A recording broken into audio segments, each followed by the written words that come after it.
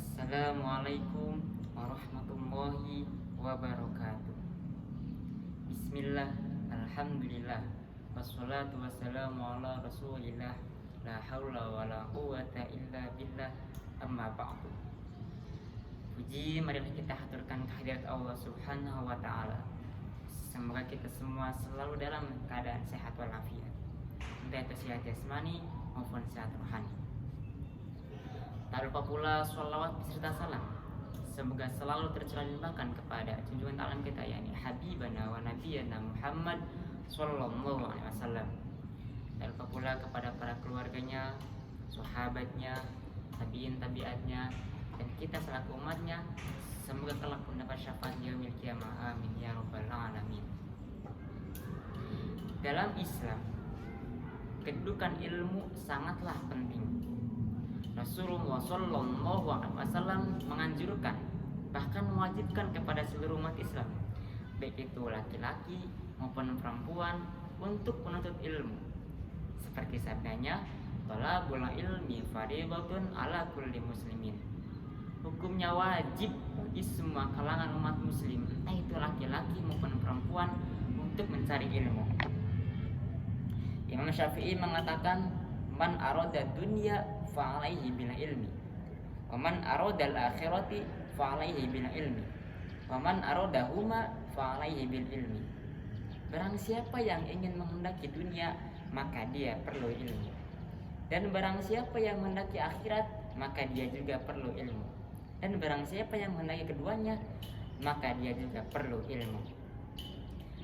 Para pemirsa yang semoga dirahmati Allah Subhanahu wa taala, di dalam Al-Quran disebutkan juga dalam Quran surat Fatir ayat 28, Allah berfirman, "A'udzu billahi minasyaitonir rajim.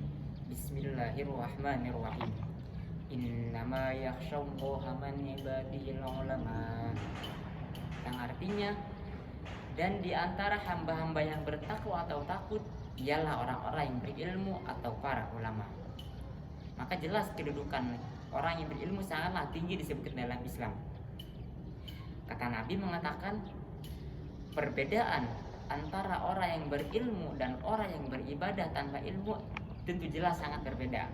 Seperti yang telah kita ketahui, di zaman sekarang tidak sedikit banyak orang yang beribadah tetapi dia tidak mengerti ilmunya. Nauzubillahi min dzalik. Kata Nabi apa?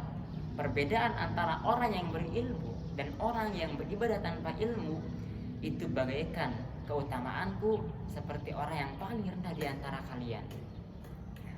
Maka dari itu semua, ayo kita semua mencari ilmu dengan sungguh-sungguh supaya nanti bekal di akhirat dan di dunia. Ada suatu kisah ketika para sahabat ingin bertanya kepada sahabat Ali. Orang yang pertama bertanya kepada sahabat Ali, "Wahai Ali, jika engkau disodorkan antara harta dan ilmu, maka yang mana engkau akan dipilih?" Kemudian sahabat Ali menjawab, "Saya pilih ilmu." Kemudian orang itu bertanya lagi, "Dengan dalil apa kamu memilih ilmu?"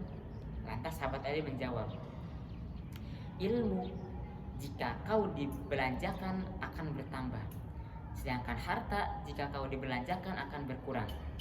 Contoh, kita punya uang 100.000, kemudian kita pergi ke pasar untuk membeli barang-barang. Setelah kita punya 100.000, kita belanjakan barang-barang tersebut itu dengan harga 50.000, maka kita dengan hasil yang masih ada di dalam dompet kita yaitu 50.000, itu harta. Berbeda dengan ilmu, jika kita mengeluarkan ilmu maka akan bertambah. Contoh, ada orang yang tidak paham Fatihah, ada orang yang tidak paham bacaan tentang ayat-ayat Quran atau bacaan dalam sholat, maka kita pelajari orang itu. Nah, jadi bacaan sholat itu seperti ini. D, jadi bacaan-bacaan dalam sholat 5 waktu atau sholat sunnah itu seperti ini. D, jadi surat Al-Fatihah itu seperti ini bunyinya. Nah, maka jika kita dikeluarkan maka akan bertambah. Bukan hanya dia yang mendapatkan pahala, dan kita juga selaku yang mengajarkan akan mendapatkan amal jariah. Amin Allahumma amin. Yang kedua, datang lagi orang yang kedua. "Wahai Ali, jika engkau disodorkan antara harta dan ilmu, mana yang akan engkau pilih?" Kemudian sahabat Ali menjawab, "Saya pilih ilmu." Lantas orang tersebut bertanya lagi, dengan dalil apa kamu memilih ilmu? Kamu jika memilih harta, maka kamu akan jadi budak daripada harta. Tapi jika engkau memilih ilmu, maka ilmu yang akan menjaga kita.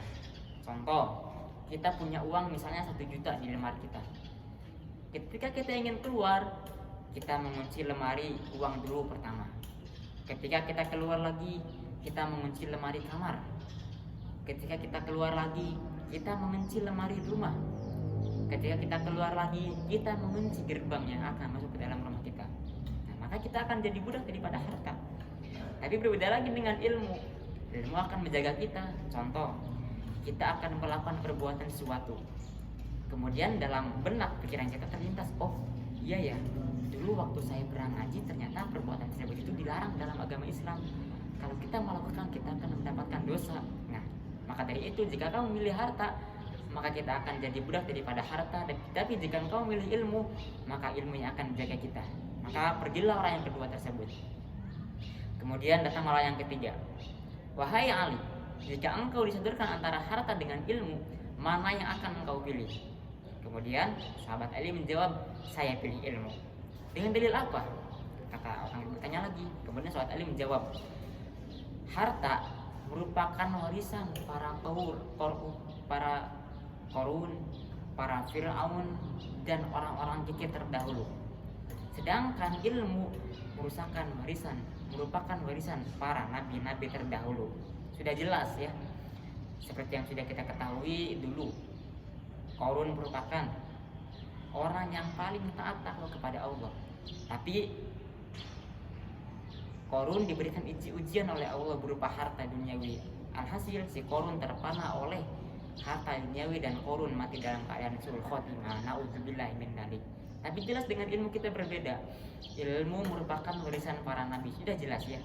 Di mana nabi merupakan panutan kita, merupakan teladan-teladan kita. Ada lagi suatu kisah para pemirsa yang semoga dirahmati Allah. Di dalam suatu masjid ada 2 orang. Yang pertama orang yang lagi sholat, yang kedua orang yang sedang tidur. Nah, kemudian iblis itu mendekati orang yang sedang sholat dan membiarkan orang yang sedang tidur. Kemudian ditanya tuh, wahai iblis, kenapa engkau mendekati orang yang sholat, tidak mendekati orang yang tidur? Kata iblis, perlu kalian ketahui, orang yang lagi sholat ini dia beribadah tanpa ilmu. Sedangkan orang yang lagi tidur ini, walaupun dia dalam keadaan tidur, tapi dia adalah berilmu. Nah, maka jelas iblis lebih mudah menggoda kepada orang yang beribadah tanpa ilmu daripada orang yang berilmu. Maka dari itu, para pemirsa yang semoga dirahmati Allah, mari kita cari ilmu sebanyak-banyaknya dengan bersungguh-sungguh supaya menjadi bekal nanti di dunia maupun di akhirat. Amin Allahumma amin. Jika ada kesalahan atau khilafan dalam baik itu dalam segi ucapan maupun perbuatan, mohon dimaafkan sebesar-besarnya, karena yang sempurna hanyalah Zat yang Maha Kuasa. Wallahu a'lam. Ihdinas siratal mustaqim. Undur man qala wa la tandur man qala. Wassalamualaikum warahmatullahi wabarakatuh.